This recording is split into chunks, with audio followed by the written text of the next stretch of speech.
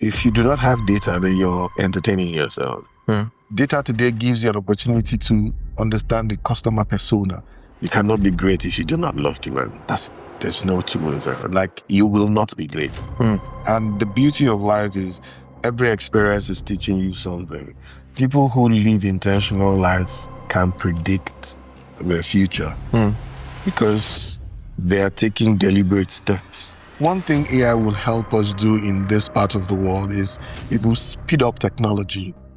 Brands who understand the use of data and make it mandatory, they thrive.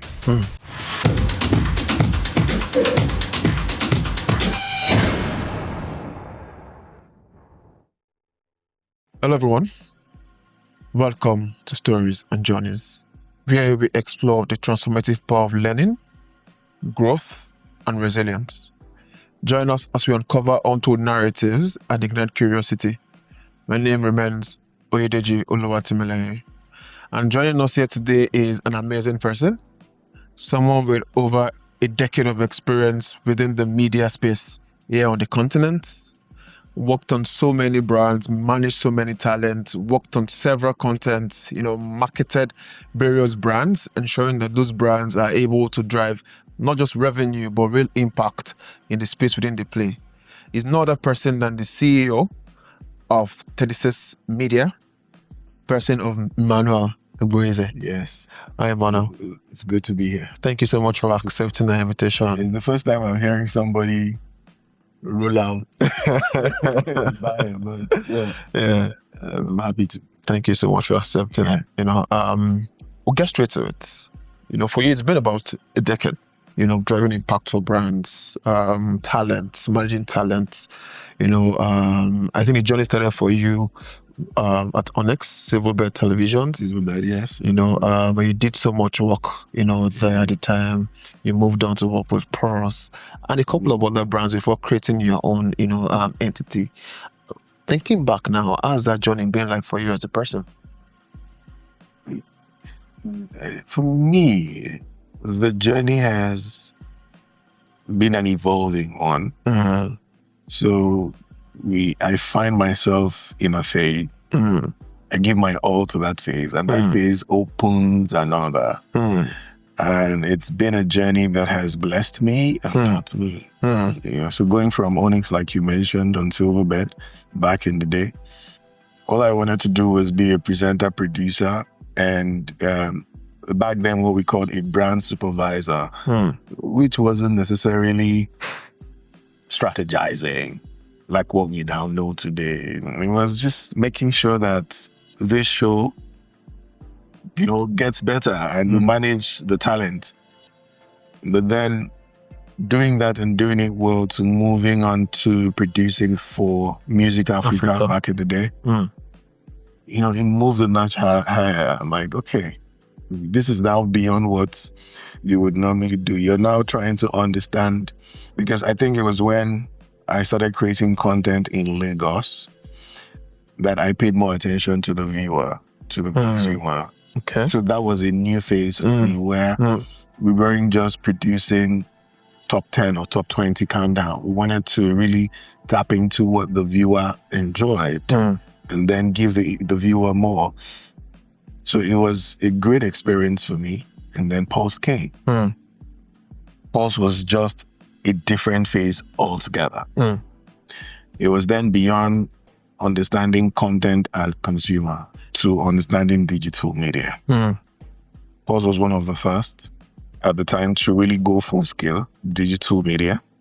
And it was a learning curve for a lot of us that worked at that time, understanding the digital presence, understanding content on digital, because what I knew then was the traditional content on TV. Now understanding content on digital, understanding attention span.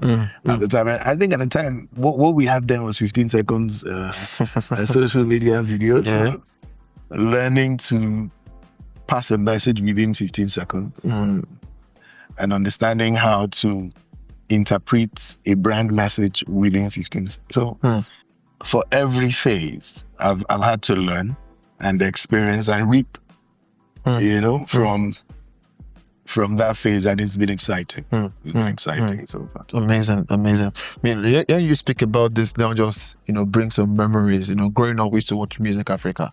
There were not so many stations at the time that played music, for users to consume. But when you now spoke about the bit around, moving from Lagos, I think you said at Port Harcourt at the time. And moving to Lagos, you then began to understand the viewers, and try to tie the content itself to the viewers' passion point and what they want, For you as a person, right?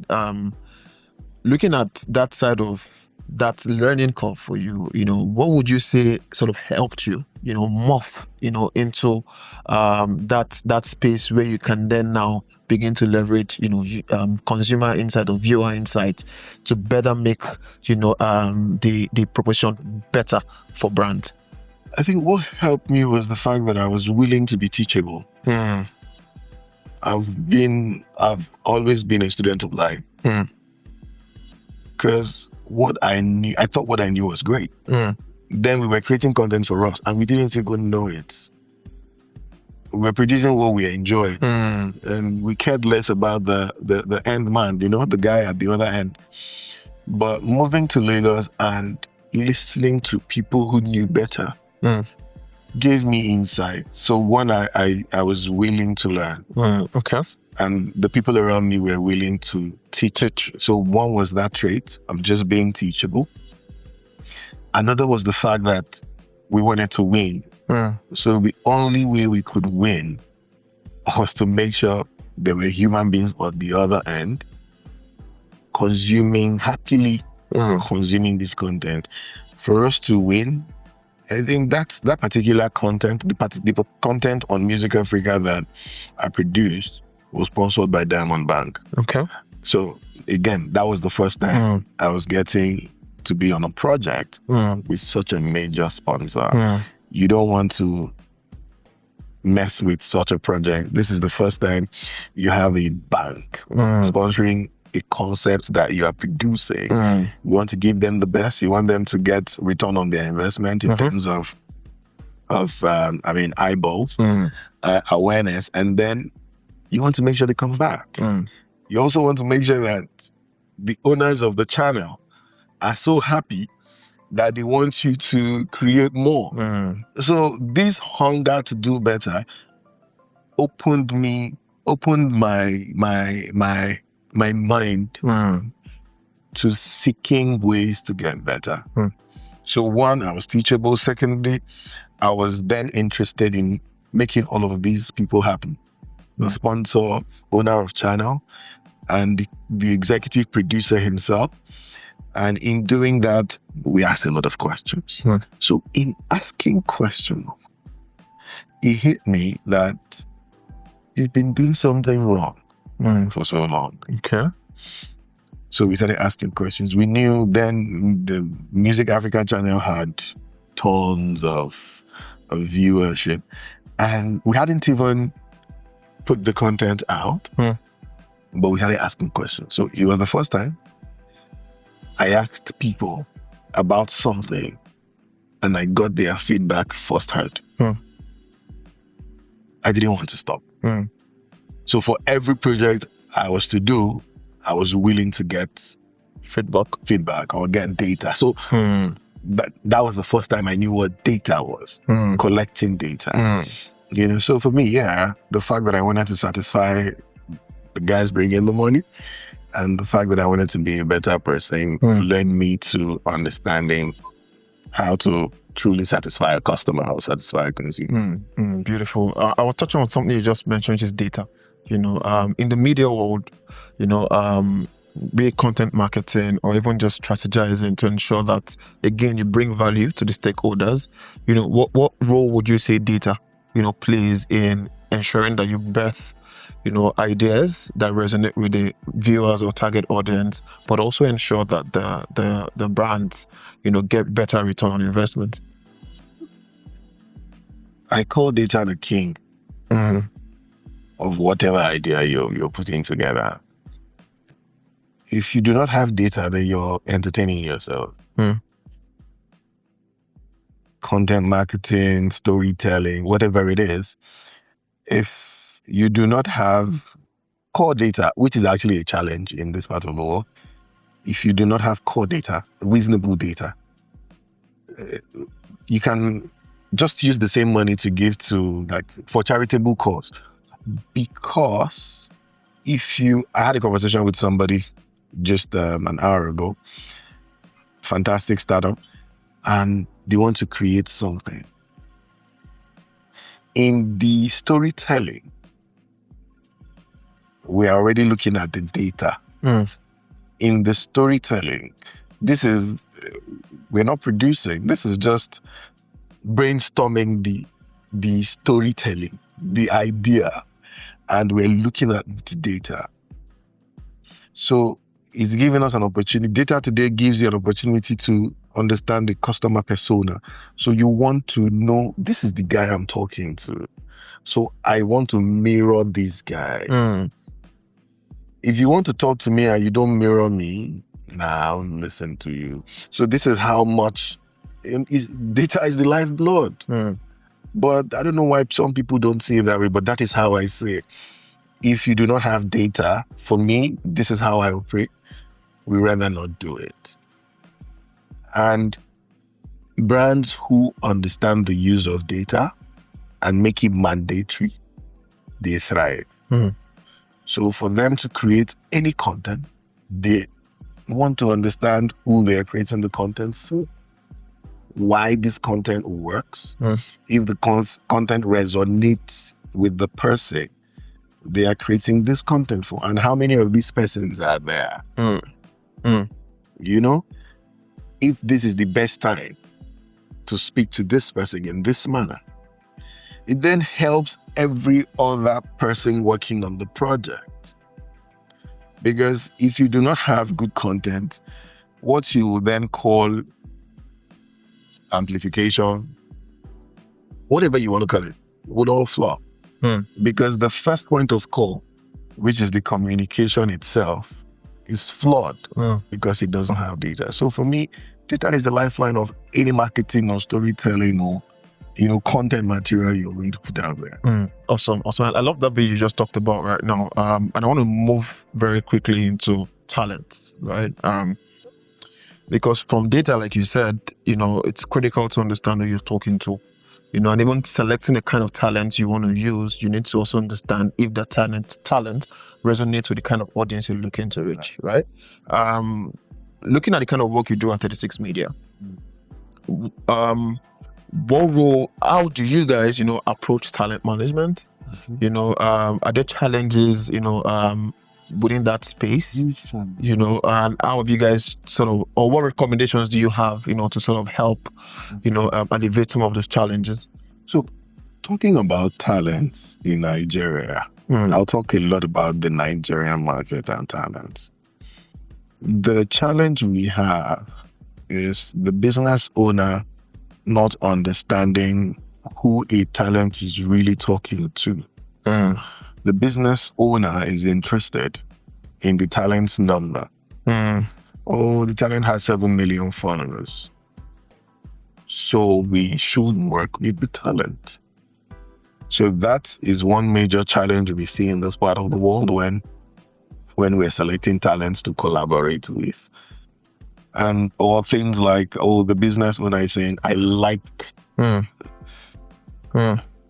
2018, as a business, 36 Media, we were to do a project for a bed company. And the owner, not the MD, the chairman, the owner of the bed company chose the talent to work with. And we sat and asked questions. Why? No, I like this one. He's in Nollywood. I like him. This one, I was watching him, It became a challenge because, don't forget, I told you data is the lifeblood. If we're putting together a story, it means that we're looking at a talent, how the talent's audience will, receive these marketing materials that we want to put out. And somebody who we're supposed to be satisfying is saying, oh no, work with this guy, work with this guy, and work with the other one. And most of the time, the people these guys will choose have no business doing content or marketing for their product or service. So that is one challenge, business owner challenge, where they want to really choose. Most of the time, the business owner knows nothing about content or marketing. Another challenge is the fact that talents themselves don't even know who they're talking to. So I'll keep using the guys in the movie industry because they become famous through acting. So they have different individuals enjoying their movies, and then you can see today's digital media era. So you can see somebody in the movie industry getting, say, 3 million followers. But it becomes difficult to ascertain the type. We need to segment this audience. We need to put them in a community. It becomes difficult to really tell who this person's audience is. So if you're working with that talent, it's it's just guesswork. It's God I beg. That's what we do here. But thankfully, it's beginning to change, where we are now seeing micro influencers, micro segments. So those are the type of talents that we are interested in, who say, this is the content I create. And even without them saying, we can tell that you are creating this content for this person. So talents like that, it becomes easy for us to collaborate or manage because easy peasy, we understand the communication style, we understand the persona, we know how they would want to receive content. And if we're going to collaborate with that talent and a brand, it becomes really easy because I know how you speak. I know how your audience receives message. Your audience are interested in this product. So we will bring this product and have you speak in the manner your audience understand. And then you end by telling them this is the way to go. So in the last 7 years, or in the last 7 years, we've had micro influencers some have become macro influencers, but we can categorically say this is his audience or this is our audience. But for a lot of others, that is not it yet. There's still the guesswork because we cannot categorically tell the type of audience that they have. Interesting. I like that because it connects very nicely with something I also want to drill into. Yes, you started out as a TV presenter. If you think back, how was the skills, the lessons, you've learned, or the experiences you've learned during that early formative years of yours, sort of contributed, to the man that you are now, and even in terms of your output and delivery today? I think that has been the foundation. Because I was a TV presenter and producer, it meant that I understood everything that had to do with content production. Because I moved on to understanding consumer behavior. Getting to this point, it helped me understand how to satisfy customers. So, but then I didn't even know where all of those talents and skills would lead to. I was gathering talents that helped me at the time. When I got to Pulse, I needed all the digital skills I could find. Because if I'm going to deliver Pulse, I have to be equipped. I have to be well equipped. So this is digital marketing, storytelling in the best possible form. You're learning Google Analytics. You're not learning because that's your KPI. Though you're learning all of these skills because it will help you do your job better. And then I found myself running a business where all of the skills I've learned over the years are playing out. So working with Pulse, for example, we were very timely. I produced Vox Pops, and they used to be very viral at the time. And we'll do 3-4 episodes weekly. And wow, that's the massive. talking head, you're looking at least 30 talking head, 25 to 30 talking head per episode. Whoa. Weekly, 7 days, and you're doing 4. So it means that within a week, you have content that houses 120 people. One episode would have 25 to 30 talking heads. So it means that for you to have 4 episodes within that week, you've spoken to 120 people. And the funny thing is, for you to get 120 people talk to you, you must have spoken to 300 people. You know, so I understood the value of time. That was a key trait that has kept us running. Because today we work. So understanding the value of time has helped every project I've had to learn. And the fact that we needed to always deliver. Then, if the project is not good, shut it down. I still say that today. It didn't start today. It started way back. If the project is not good, shut it down. And today, when we're working for clients, and they are saying, everybody has idea, and they're sharing the idea, you can look at it critically and see that, no, this will not help this brand. I shut it down. Literally shut it down. So these are the traits I picked up growing as a media man, and then bumping into marketing when I jumped into Pulse, especially core digital marketing. And they were just there. I didn't even know how much I'd learned. I didn't know I'd learned so much in terms of experiential marketing because we did collaboration with most brands, in a lot of brands, banking, telecommunications. We will travel for experiential marketing and then, integrate Vox Pops into it.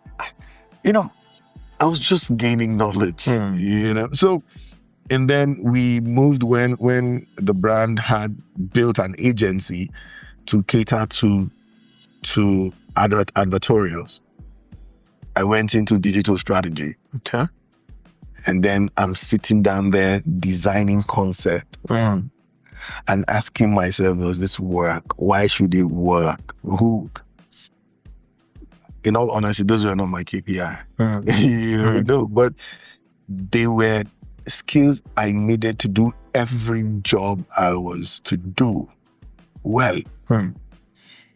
And I think at some point I got confused because if you ask me what do you do, it became a major challenge because I'll say I'm a presenter, producer, this and that. At some point there's an end streamlining, and today I'm just a businessman, But all of those traits are affecting the projects I do today positively. Now I can sit with a team and see, I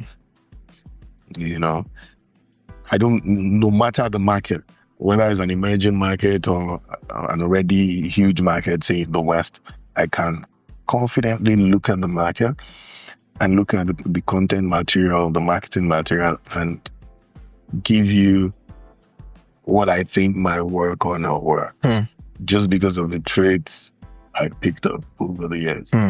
Beautiful.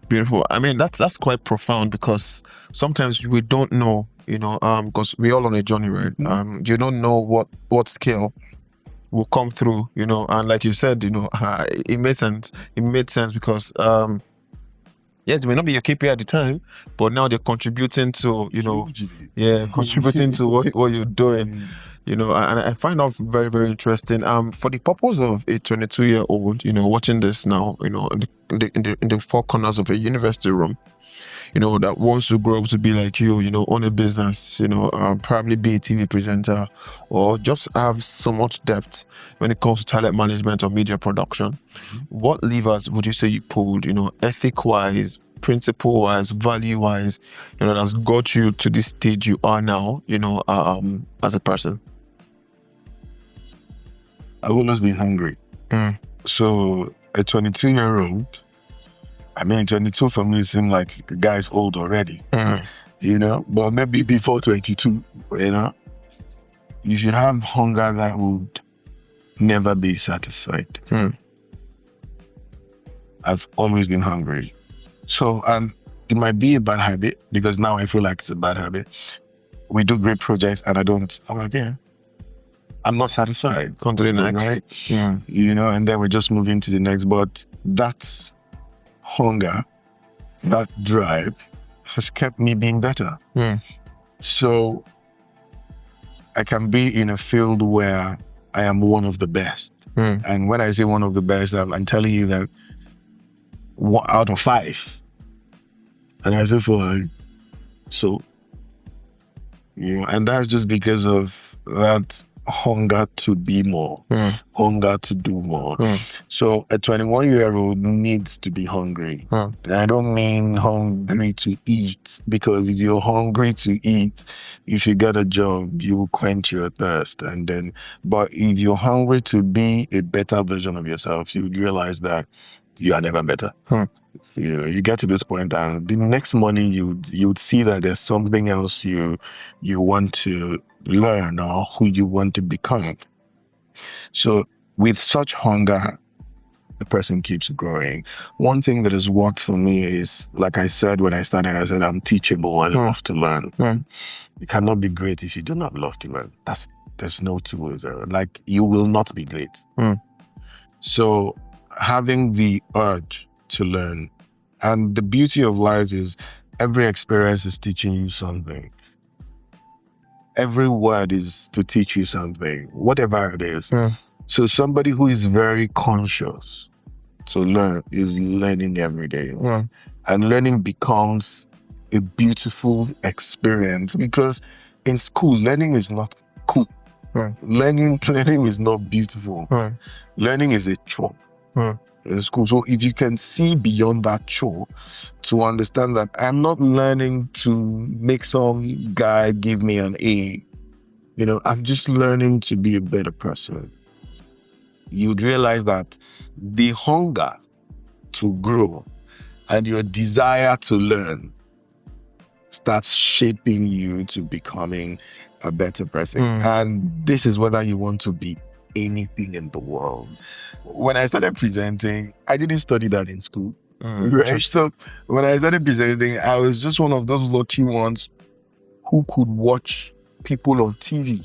And I was watching to learn, not to be entertained. I was watching, NTA 9 o'clock news, where Uncle Simistoba would sit down and talk. I was watching the mannerism. Yeah, that's what I was doing. Because there were very few entertainment channels to watch. And then when we were able to afford an entertainment channel at some point, I didn't stop watching how these guys presented. I can't remember the guy now. I wish I could. I used to like him a lot because of how he presented. So I would see that, and that was because of my desire to learn. As a young person, I didn't like to listen to the news. If my dad came to the house and just turned on that thing, everybody left. But because I wanted to learn what the guy on TV was doing, I'd sit there. I didn't care about the information he gave. I cared about how he gave the information. So that was, for me, learning.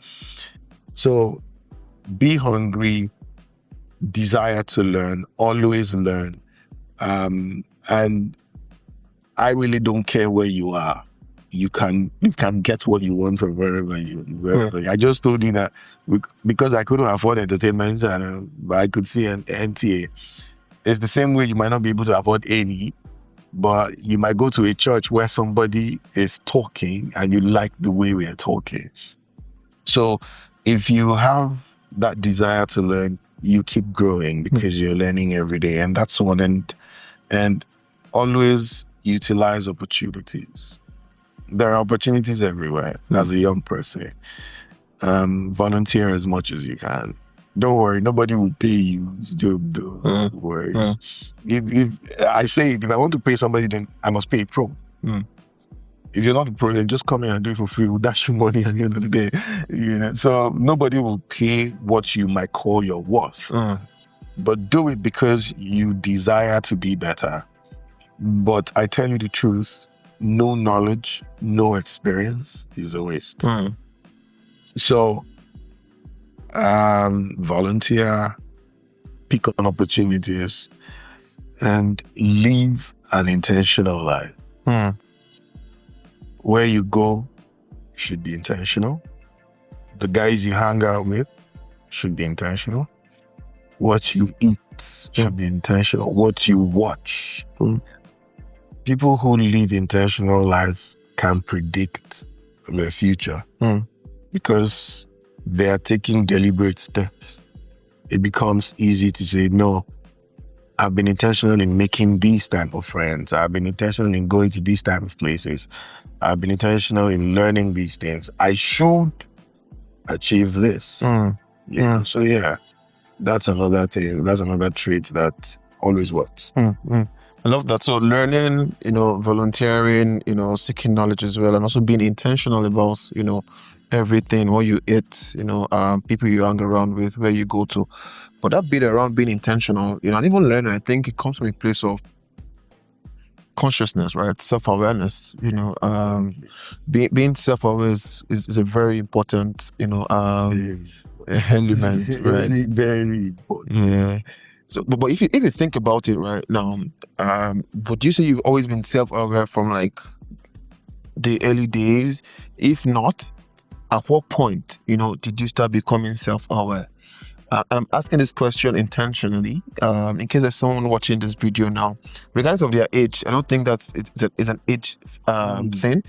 Anybody watching this now that's struggling to find themselves, right? What would be your recommendations to such person? I'm thinking back to decades ago. I might not have been very self-aware, but I was conscious to an extent. Because thinking back to even the days I was in secondary school, I hated poverty. So I went to a public school, so I didn't join cult. In Port Harcourt, it was a big deal then. I wasn't a member of any cult just because I hated poverty. I didn't, whatever was going to be a stumbling block, I didn't want to do it. So I did it. I wasn't friends with a lot of people in my class. And I'm not talking class as a school, I mean classes in my class. My fellow poor guy. Yeah, I wasn't friends with them. I knew that we played football together, but it's funny, I can just think back as somebody in secondary school because I went to public school. Never hung out with them. Yeah, we come to school, just a few. So I was intentional in picking. It's funny now, I don't think I was that intentional, but I think my hatred for poverty helped this because now I'm thinking back, my guy, I can still see the people I hung out with. But as that went, I really wanted to make it. When you come from a family where you can clearly see that, okay, there's nothing. Right? You want to be the one who brings in something. And in the quest to make it, I started looking for everything that was legitimate. I was taught from a very childhood. I think that was when 419 started. 419 was a thing in the 90s. You know that if you do it, so I didn't want to do anything that was illegitimate. So I learned how to sing. Okay. I was a choir boy. I was paid to do solos at wedding. Interesting. Yeah. I learned to play the piano. I learned to play the violin. And I was paid to play these things at different places. So this was because I wanted to make it. I started looking for things that I could do. So, but in doing then, I started stumbling on motivational. He gave me access to older people who had seen life. I was doing classical pieces. the orchestra. So I was doing orchestra, classical music. So, and the people who love, I think they are still the same people who love classical pieces today, were very put together. Yeah. They were your very older people, very sane, very knowledgeable and wise. So, because I was doing classical pieces, sometimes we sang for some kings. So I had the opportunity as a child to join the choir to go sing every month for the king of Port Harcourt. So he would sit there and we sing. So being the youngest, you are seen, and they start giving you words of encouragement. I think those were the first places, because I wasn't an avid reader. So I don't think it was through reading. I don't think it was through motivationals on TV, because I don't think so. I think because I was intentional enough to do things that my hand could find that I could do.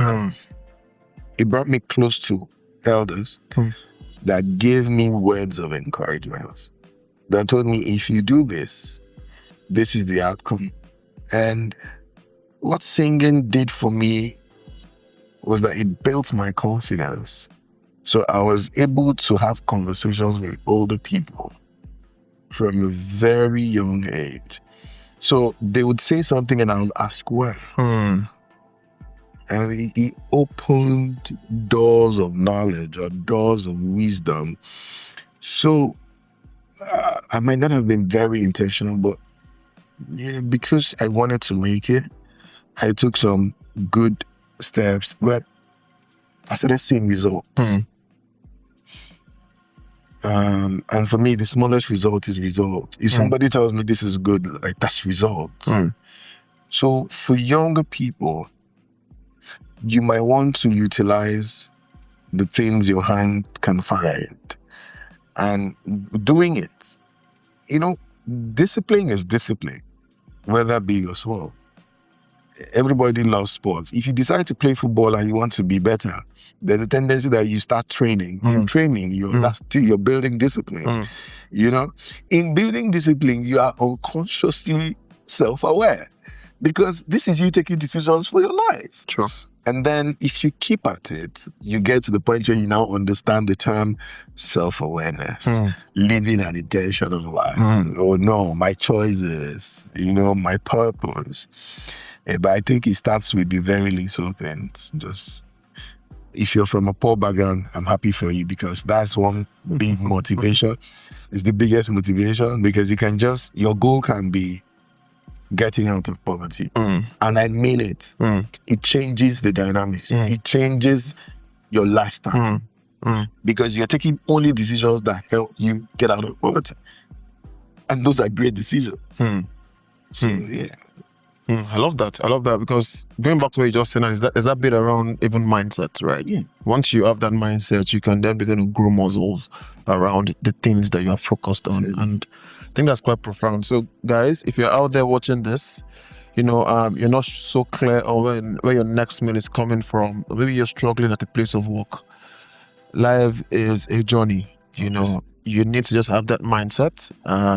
You don't need to have it all, but like he has said, be focused, be intentional, about those goals that you set for yourself. It could be taking yourself out of poverty, and if you keep at it, you definitely get out of that poverty or that challenge. I really feel like the people who suffer more are kids who have it all. I don't know what to advise. I don't know. I pity my child. Because there's a tendency that I want to give my child everything. But maybe because of what I know, I won't. Because the child who has it all has nothing to look on to. If the child wants to be in Monaco tomorrow, daddy can make it happen. So there's nothing, absolutely nothing motivating the child. In fact, if the child fails at school, daddy can tell them to work on this. So I think that the child I feel for is the child from the Lord family.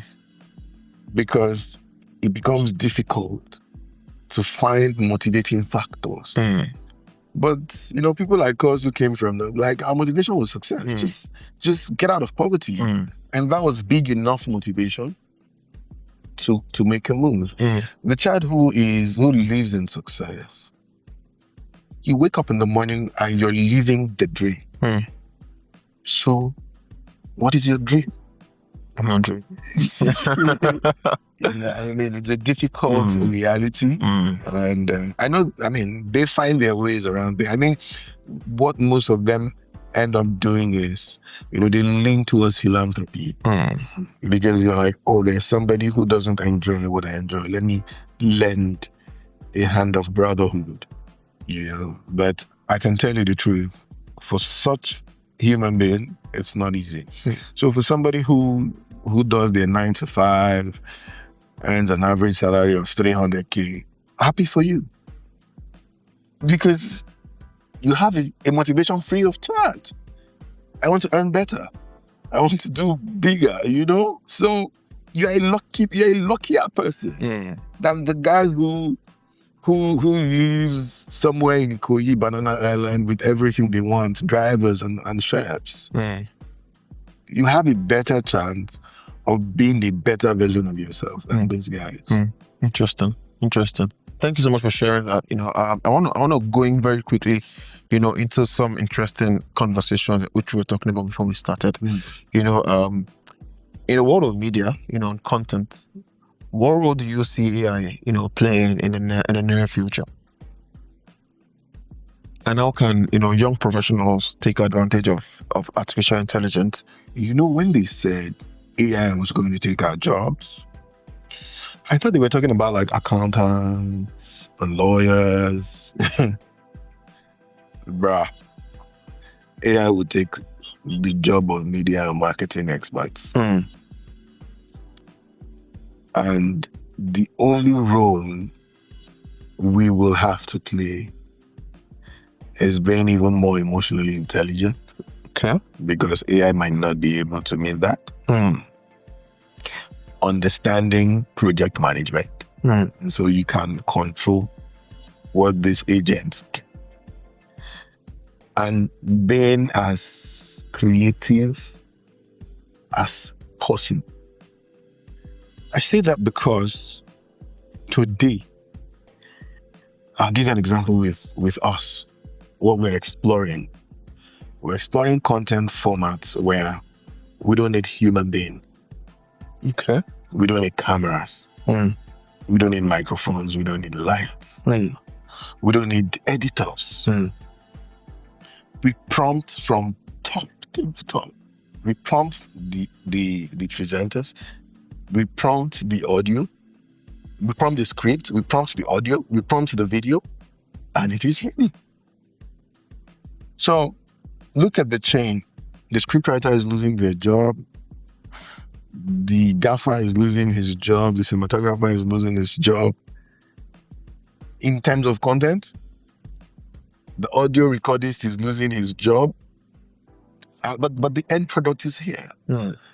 So those who will remain, the beauty about it in Africa is that it will take a while before it hits the African market. But those who will remain are those who are very creative, that are helping AI deliver better. In terms of advertorials, you will prompt your ads today. If I want to make an ad for a brand, you can prompt the ad from top to bottom. The brand will be happier because they don't have all those conversations with talent. Oh, he did and he did not sign, So today you can produce an ad end to end. This is the story. Now let's start creating. Google has VO3 that can create that. And then you run it with a voiceover that a platform is making. It could be 11 labs, right? So there are AI agents that will create a whole long ad. There's Gemini and ChatGPT and DeepSeek where you can just, stone your prompts to say, this is the brand. Now give me this because of this. Data collection. So that is one thing that would never go extinct. The guy who is collecting data. the AI will not be best performing if you do not feed it with the right data. So the guy who gets the data will prompt AI and AI will create.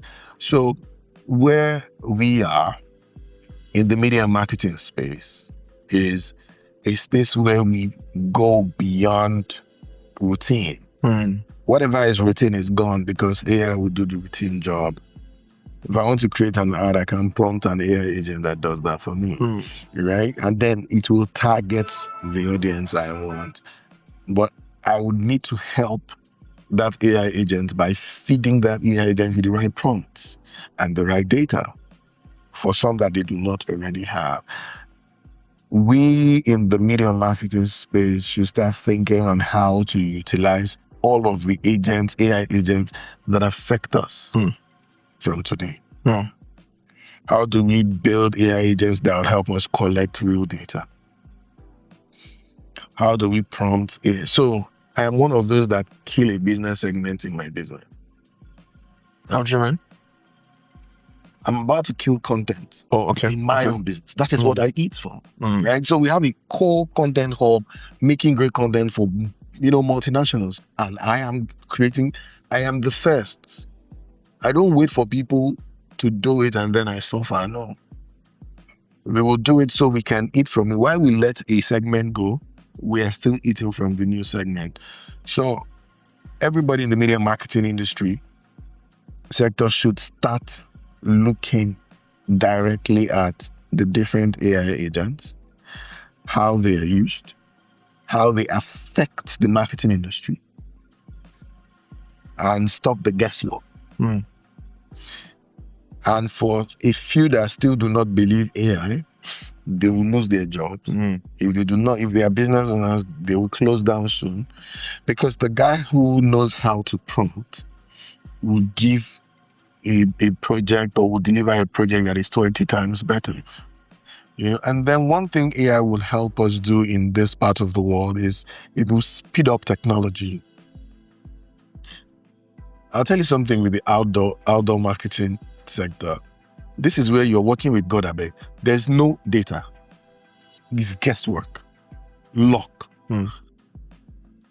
There is a board. No data. Whatever anybody presents to you is guesswork. Okay. Let's use Lekki, Lagos. There is a board on Lekki Agbaeze Expressway. What's the data? How many people saw it?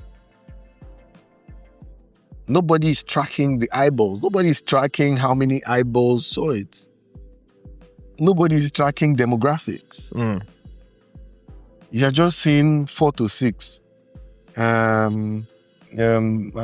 traffic, high traffic period. If you put your ad on the board, my brother, I've driven for maybe 2 hours in different parts of Lagos. I don't think I saw a board. I've been honest. Because you're not necessarily looking out for a board, Yeah. Okay. But the guy would tell you 1,000 vehicles drove past. And, this is guesswork again. And 65% of... So, but I think what AI will help us do for those who will invest in, generating those AI agents, where we'll have boards that actually can confirm eyeballs, can confirm demographics. So we have data where the guy is saying, last week, 20,000 human beings looked there. 30% of these were women. Do you understand what I mean? But before we can get there, we have to first agree that we can do it with AI. So for those in the media marketing sector, AI is likely here to take your job. It's no longer news. It's just then dependent on if you will be AI's employer or you would let AI push you away, because you can start utilizing AI. So my advice would be learn all of the agents. There are agents that you prompt end to end. If you want to make product videos, it will make it for you. Yeah. You know, so learn everything there is on AI as it pertains to media and marketing and see how you can start utilizing it today. The man who is utilizing AI is better than the guy who's trying to do everything off his brain. Up.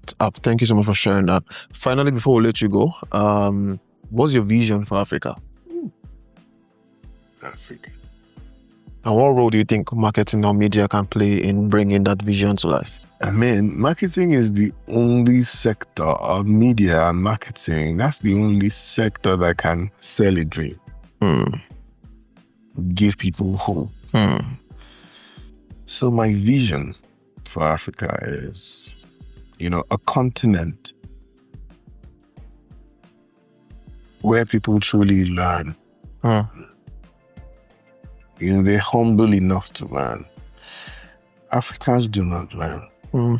So, I'm an African, so I can say it. So most Africans do not learn. And there is a thing where you get an information and you roll with it. And there is a thing where you get an information and you keep getting deeper information as you go. Most Africans don't. That's why you see mediocre businesses everywhere. In Africa, you have more small businesses for 20 years and they are small businesses. Even in a market that can push them to medium or large-scale business. So my vision for Africa is a continent where we have more students of life who want to be well-informed, well-educated. And I don't necessarily mean going to some four-wall of a school, but learn. My vision for Africa is an Africa where a student can collaborate with a business. Because we've graduated more guys who can do nothing. I wish those guys just went to learn a trade. And that is because of our style of our education style, right? So if we can have a continent where a student learning whatever at some point in his school year, calendar year, can collaborate with an actual business to see the reality. There's something they call, is it COS now? Yeah. But that is a joke. I'm being honest. So that would have been, I think that is the idea, but it's a joke. And it's a challenge in this part of the world where things that are supposed to really help people become nothing, So students have an opportunity to do either 6 months or 1 year industry training, but they are left to do it. Most students don't even do it. Right? And sometimes they don't know where. So this is where we have a better collaboration between the professors and the business owners. So the professor has a job to do, making sure he's out there, or the school authorities making sure they are in sync with startups, they are in sync with businesses. We mentioned here that a marketing graduate does not really understand the basics of marketing. And that marketing graduate was a student who at some point would have had the opportunity to spend 6 months of their life in a marketing agency. If we can do that, if you're studying accounting, then you should at least work in a bank. But not what we see today where you are studying something else and we'll keep getting that. If we do not have that core collaboration between the school and the marketplace.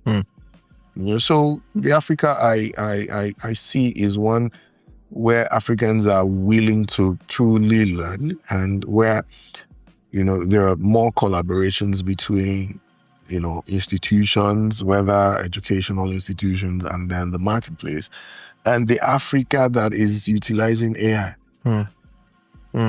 We have a challenge, which is internet. So it means that we have to solve the internet problem before. And my brother, if we solve the internet problem, most of our problems will be solved. The challenges we face in terms of insecurity, you don't find that in urban areas because there's internet. I just need you to click on something and I'll find you. But when it's in a remote area that even there's no cellular network, no electricity. So how do you, so these are some of the things we pray to see, or we should work to see. An Africa that is interconnected becomes easy for things to really Amazing. Mon, it's been an amazing, time. It's been a pleasure having you here. Thank you so much for, sharing from your world of knowledge. And I'm sure the audience, must have learned so much from you. If you're out there, from just like he has said, your mindset is critical. Be intentional. Keep learning. Keep pushing. Keep your gaze on that dream of yours, that vision, of yours, and to come to fruition if you're consistent, if you're intentional, and you're willing to learn and evolve.